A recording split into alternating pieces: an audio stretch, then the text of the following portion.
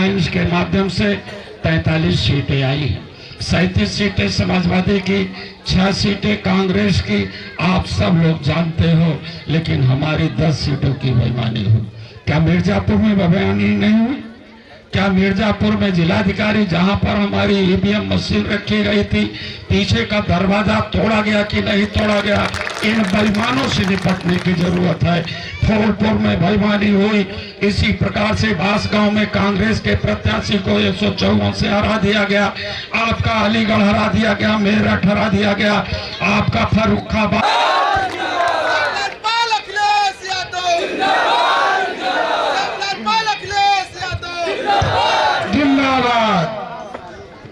सबसे पहले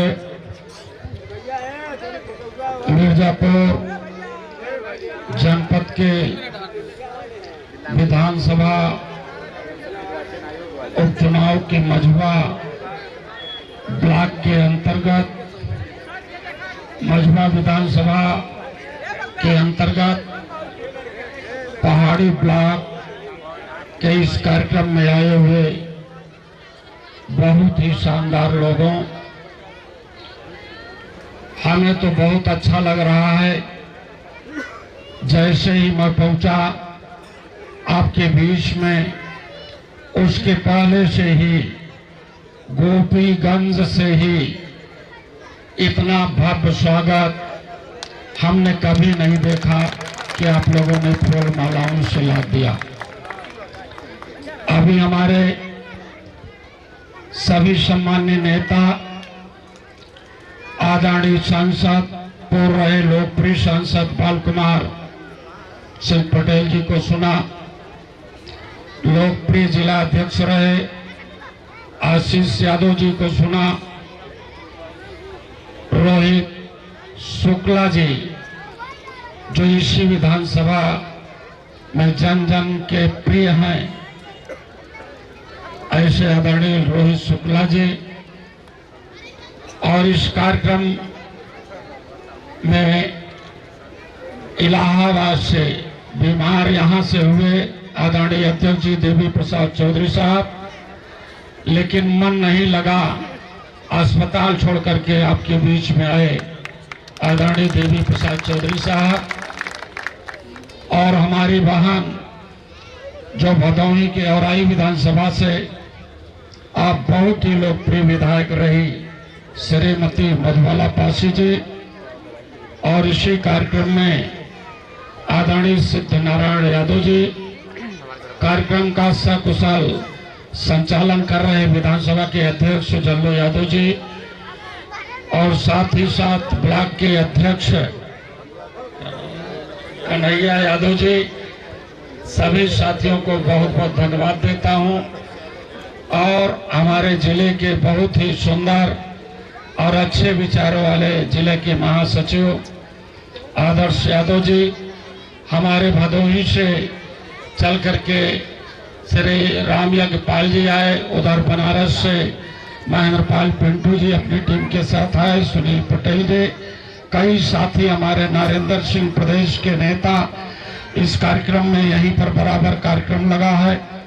साथियों, हमारे कांग्रेस के साथी, कांग्रेस के अध्यक्ष आदरणीय मिश्रा जी, और साथ ही साथ इस कार्यक्रम का आयोजन की जिम्मेदारी ब्लॉक अध्यक्ष कन्हैया यादव जी के साथ जो संगरूपाल जी इस गांव के प्रधान हैं, जोगनूपाल जी हैं, और कई साथी अखिलेश जी हैं, कई साथी लोग मिल करके जोगनूपाल सहित इतना अच्छा और सुंदर कार्यक्रम दिया है। मैं आप सभी लोगों को अपने दिल की गहराइयों से स्वागत और अभिनंदन करता हूं। इतनी बड़ी संख्या में हमारी माँ बहनें भी उपस्थित हैं, आपको भी हृदय से प्रणाम करता हूं, स्वागत करता हूं। साथियों, हमारे मंच पर सभी हमारे नेताओं ने डॉक्टर ज्योति बिंद जी जो समाजवादी पार्टी की प्रत्याशी हैं, उनको जिताने की अपील किया है। बहुत बहुत धन्यवाद देता हूं। कि आप लोगों ने अपना दोनों हाथ उठा करके इतना जोरदार स्वागत किया डॉक्टर ज्योतिर्बिंद को जिताने के लिए। इसके लिए मैं आप लोगों को मुबारकबाद देता हूं, धन्यवाद देता हूं। साथियों, आशीष यादव जी ने मेरे बारे में बताया, मैं एक छोटे कॉलेज में टीचर रहा। साथियों, हमें तो सच में पता नहीं था कि समाजवादी पार्टी की इतनी बड़ी बागडोर श्यामलाल पाल को मिलेगी, ये नहीं पता था। लेकिन माननीय राष्ट्रीय अध्यक्ष श्री अखिलेश यादव जी ने हमें लखनऊ बुलाया। मैं मैनपुरी के चुनाव में था, वहां से आ रहा था अपने कॉलेज में कि यहाँ से 1-2 दिन रह करके चला जाऊं, फिर कन्नौज के चुनाव में। इसी बीच में माननीय राष्ट्रीय अध्यक्ष जी ने बुलाया लखनऊ में, और जब मैं लखनऊ के दरबार में गया तो उन्होंने कहा कि बताओ, मैं कुछ जिम्मेदारी देना चाहता हूं। हमने कहा माननीय जी, जो आप जिम्मेदारी देंगे उसका अक्षरशः पालन होगा। अभी तो मैं मैनपुरी के चुनाव से आया हूं, कहिए तो कन्नौज के लोकसभा के चुनाव में चला जाऊं या अन्यत्र कहीं आप कहीं चला जाऊं, कहीं जाने होने की जरूरत नहीं है। मैं पूरे उत्तर प्रदेश की कमान आपको समाजवादी के दे रहा हूं। हमने कहा मैं तो छोटा सा उस पक्षी के समान हो, मैं आपके इस कमान को कैसे संभाल पाऊंगा।